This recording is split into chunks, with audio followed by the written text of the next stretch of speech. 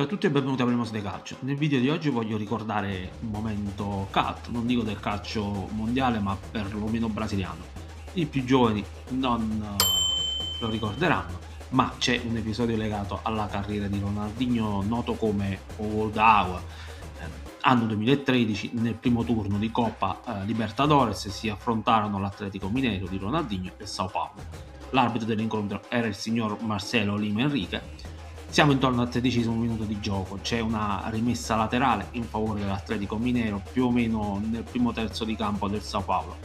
Si tergiversa a battere la rimessa laterale, c'è anche un calciatore che lamenta un lieve acciacco che non richiede l'intervento dei sanitari. Ronaldinho ne approfitta per dissetarsi, si avvicina al portiere avversario, Rogerio Ceni, e gli chiede un po' d'acqua. Gentilmente il portiere gli porge la borraccia che ha nei pressi della sua porta. Ronaldinho beve, ma nessuno degli avversari si rende conto dell'attaccante stazione in area.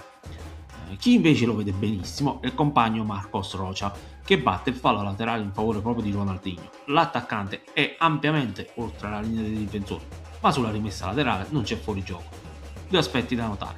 Ronaldinho si mette in posizione defilata. Sa che Marcos Rocha ha una rimessa lunga, ma se fosse rimasto in una zona centrale difficilmente avrebbe potuto ricevere il pallone. Invece lo sviluppo dell'azione sembra essere uno schema, una situazione provata in allenamento, perché Joe attacca immediatamente lo spazio al centro e riceve l'assist di Ronaldinho, così sì. La questione su cui si è dibattuto è se quella di Ronaldinho sia stata una semplice furbata improvvisata dal momento oppure una mossa studiata in allenamento. Intervistato subito dopo la partita, il Gaucho disse che non si trattava di un'azione preparata in allenamento. Certo è che in tanti hanno esaltato e lodato la mossa di Ronaldinho, ma sebbene a termini di regolamento il gol è regolare, da un punto di vista etico, a mio avviso si è trattata di una scorrettezza al pari di un gol storico come la famosa mano de Dios, sebbene questo avvenuto in un contesto decisamente più importante, o per parlare di episodi più recenti, il tuffo di bastoni che è costato l'espulsione di Kalou. Come vedete le scorrettezze nel calcio abbondano, alcune ce le ricordiamo costantemente come sul detto gol di Maradona, altre le scordiamo come questa che vi ho raccontato di Ronaldinho, mentre per altre cerchiamo ogni tipo di possibile giustificazione come nel caso di Bastoni. Spesso si tende a confondere la furbizia con la slealtà.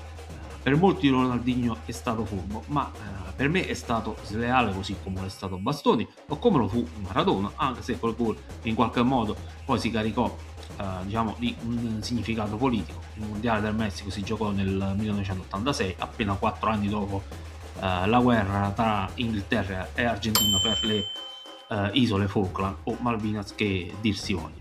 In conclusione, lasciate un commento per dirmi come giudicate questo gol propiziato dal Gaucho. Vi saluto, iscrivetevi al canale e ci vediamo la prossima volta.